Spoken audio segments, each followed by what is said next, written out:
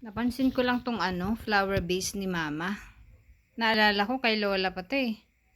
Ano siya, metal siyang parang kwarta na 25. Ganyan siya oh. Siguro kung ang edad ni mama ngayon ay 73, siguro ito mga 80 mahigit pa. Kasi kay lola pa to eh, na flower base. Yan oh. Ano to? Ayan ah.